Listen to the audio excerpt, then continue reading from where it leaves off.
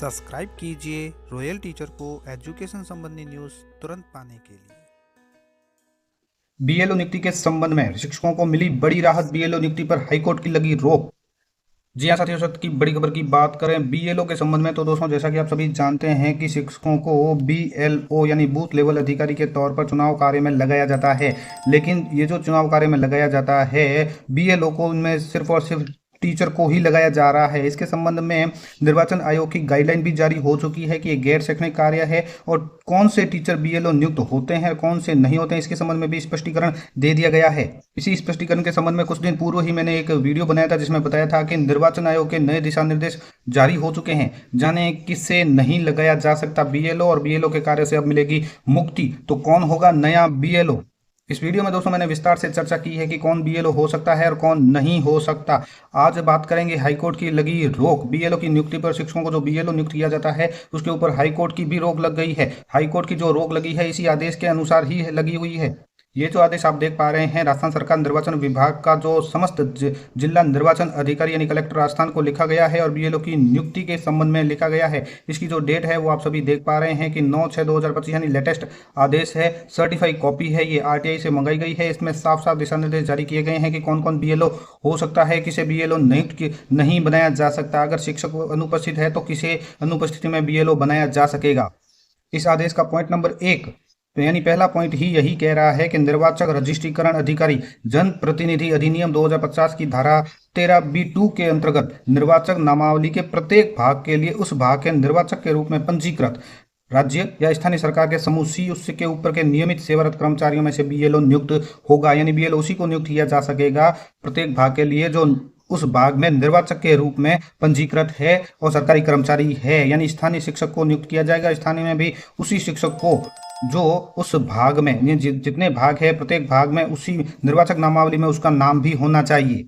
विस्तार पूर्वक जानने के लिए दोस्तों वो वीडियो जरूर देखिए, वीडियो के डिस्क्रिप्शन में उसका लिंक भी मिल जाएगा। बात करें आज की तो शिक्षकों को राहत। बीएलओ नियुक्ति पर हाईकोर्ट की लगी रोक। निर्वाचन अधिकारी से 30 जुलाई तक मांगा गया है जवाब। जी हाँ दोस्तों, आप सभी सही सुन रहे हैं कि राजस्थान उच्च न्यायालय जोधपुर ने शिक्षकों को गैर शैक्षणिक कार्य में लगाए जाने के मामले में एक अहम फैसला सुनाते हुए शिक्षक की बूथ लेवल अधिकारी यानी बीएलओ नियुक्ति पर अंतिम रोक लगा दी गई है। यानी हाईकोर्ट ने उच्च न्यायालय जोधपुर ने शिक्षकों के जो गैर शैक्षणिक कार्य में है बूथ लेवल अधिकारी बीएलओ की नियुक्ति उसके ऊपर अंतिम रोक लगा दी है। साथ ही संबंधित जो निर्वाचन अधिकारी है उसको 30 जुलाई 2025 तक जवाब तलब भी किया है। यह आदेश न्यायमूर्ति रेखा बोराणा की एकल पीठ ने जैसलमेर निवासी व वर्तमान में सिरोही जिले में कार्यरत तृतीय श्रेणी शिक्षक जितेंद्र पवार की याचिका पर सुनवाई करते हुए पारित किया है। और याचिकाकर्ता की जो प्रमुख आपत्तियां हैं वो भी आप सभी सुन लीजिए कि याचिकाकर्ता की ओर से जो अधिवक्ताओं ओपी सांगवा एवं भेरूलाल जाट ने तर्क दिया है कि याचिकाकर्ता को 2 मई 2025 को बीएलओ नियुक्त किया गया जबकि वह उस मतदान केंद्र के मतदाता ही नहीं है जहां उन्हें नियुक्त किया गया। तो दोस्तों ये आदेश का हवाला देते हुए बताया गया है, यानी आदेश में जो मैंने आपको बताया उसमें यही है कि मतदाता केंद्र में मतदाता के रूप में पंजीकृत होना चाहिए, तभी वहां पे बीएलओ नियुक्त हो सकता है।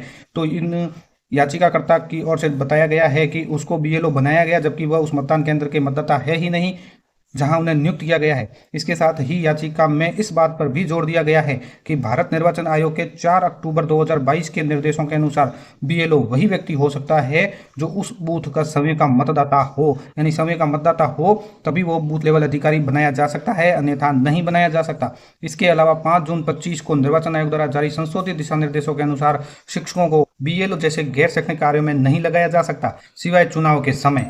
यानी चुनाव के समय ही लगाया जा सकता है, इसके अलावा नहीं लगाया जा सकता। यह शिक्षा का अधिकार अधिनियम की धारा 27 का उल्लंघन है जिसमें शिक्षकों को गैर शैक्षणिक कार्यों से मुक्त रखने की बात कही गई है।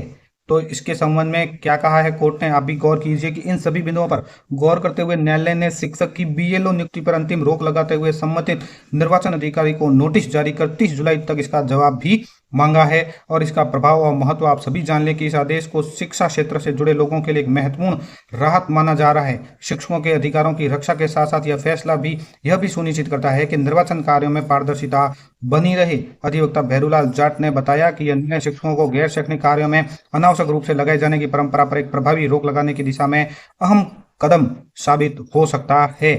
साथ ही यह मामला प्रदेश भर के शिक्षकों से जुड़ा एक संवेदनशील मुद्दा बन सकता है।